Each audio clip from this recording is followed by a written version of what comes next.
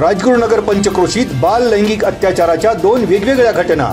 एका घटनेत 17 वर्षीय युवतीवर अत्याचार करणाऱ्या 26 वर्षीय सचिन पांडे याला बेड्या। जिल्हा आणि अतिरिक्त सत्र न्यायालयाने सुनावली 26 मे पर्यंत पोलीस कोठडी। दुसऱ्या घटनेत 5वीत शिकणाऱ्या मुलीला घरात एकट्या गाठून ज्ञानेश्वर भोसले या 55 वर्षीय नराधमाने केला अतिप्रसंग। आरडाओरडा केल्यानंतर मुलीला दिली जीवे मारण्याची धमकी। 2 दिवसानंतरही पोलिसांच्या शोध कार्याला यश नाही। 17 वर्षीय बेपत्ता युवतीचा पोलीस भीमा नदी पात्रात घेतायत शोध। नदी पात्रातील जलपर्णीमुळे शोध कार्याला अडथळे। पोलिसांचा नगर परिषद प्रशासनाकडे जलपर्णी हटवण्यासाठी पत्रव्यवहार।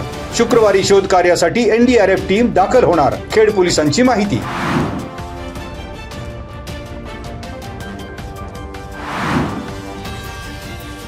कोरेगाव खुर्द आणि कोरेगाव बुद्रुक गावांना जोडणारा पाटबंधारे विभागाच्या अखत्यारीतील भामा नदीवरील पुलाच्या एका बाजूचा भाग कचून आधार भिंत पडली। खेडचे तहसीलदार प्रशांत बेडसे यांनी गुरुवारी केली पुलाची पाहणी। पुलाच्या दुरुस्तीसाठी आपत्ती व्यवस्थापन विभागातून निधी मिळावा म्हणून तहसीलदार प्रशांत बेडसे यांनी पाटबंधारे विभागाकडून टेक्निकल एस्टिमेट घेऊन जिल्हा अधिकाऱ्यांकडे मान्यतेसाठी केले सादर। जिल्हा मार्ग क्रमांक 18 वरील या पुलाची दुरुस्ती होत नाही तोपर्यंत पुलावरून अवजड वाहतूक बंद, प्रशासनाच्या सूचना।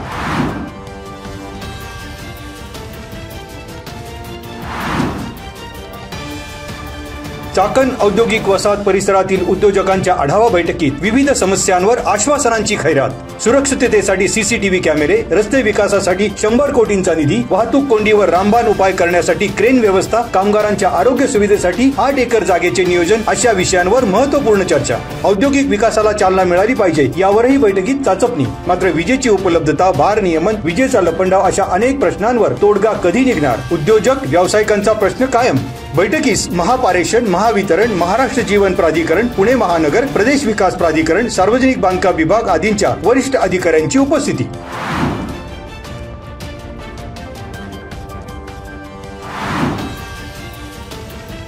इतिहासात पहिल्यांदाच मान्सूनपूर्व पावसामुळे मे महिन्यात कळमोडी, चासकमान आणि भामा आसखेड धरणांच्या पाणी साठ्यात वाढ। भामा आसखेड धरणात 36 सेंटीमीटर म्हणजेच 0.88%, चासकमान धरणात 31 सेंटीमीटर अर्थात 0.80% पाणी साठ्यात वाढ, तर कळमोडी धरणात 7 सेंटीमीटरने वाढून 0.16% धरण साठ्यात पाण्याची पडली भर। अवकाळी पावसामुळे भामनेर आणि भीमनेर खोऱ्यातील ओढे नाले प्रवाहाच्या मार्गावर।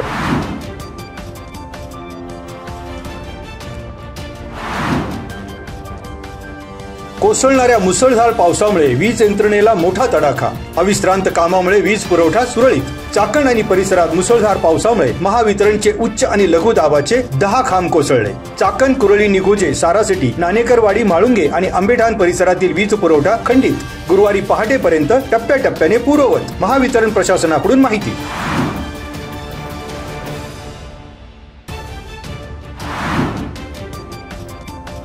सायबर चोरट्यांनी महावितरणची बनावट वेबसाईट बनवून केली नोकर भरतीची जाहिरात प्रसिद्ध। बनावट वेबसाईट तयार करून त्यामध्ये शिपाई, वॉचमन, वाहतूक कामगार आणि सफाई कामगार या पदाच्या भरतीसाठी मागविले अर्ज। महावितरणकडून सायबर क्राईम विभागाकडे तक्रार। बनावट जाहिरातीला बळी पडू नये, महावितरणकडून करण्यात आले आवाहन।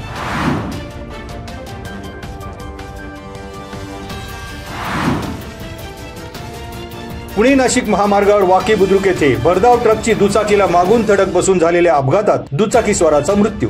दुचाकीस्वार राहुल पोपटकड यांचा मृत्यू। या प्रकरणी ट्रक चालक दुर्गा प्रसाद रामजी विश्वकर्मा यांच्यावर गुन्हा दाखल। संतोष नगर येथे भामा नदी पुलावरील घटना, पुतण्या मयूर शिवाजी कड यांची फिर्याद।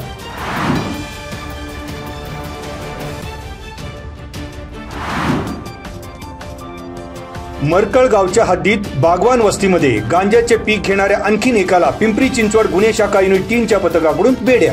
मूळ नेपाळ येथील गंगे माने कामी याच्यावर कारवाई। मरकळ गट क्रमांक 612 मधील शेतात गांजाची 2 ते 5 फुटापर्यंतच्या 15 झाडांवर कारवाई। 2,13,000 रुपयांचा सुमारे 4.25 किलो गांजा जप्त। आरोपी कामी हा कामास असलेल्या शेतात बेकायदेशीरपणे गांजाची झाडे लावत असल्याचे झाले उघड।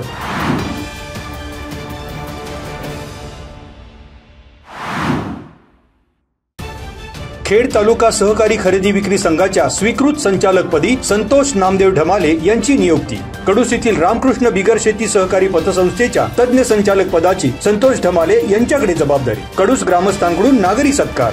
बाजार समितीचे सभापती विजयसिंग शिंदे, उद्योजक संजय घनवट, माजी सभापती किसन नेहरे यांच्यासह खरेदी विक्री संघाचे संचालक आणि सभासदांसह पंचक्रोशीतील ग्रामस्थांची नागरी सन्मान सोहळ्यास हजेरी.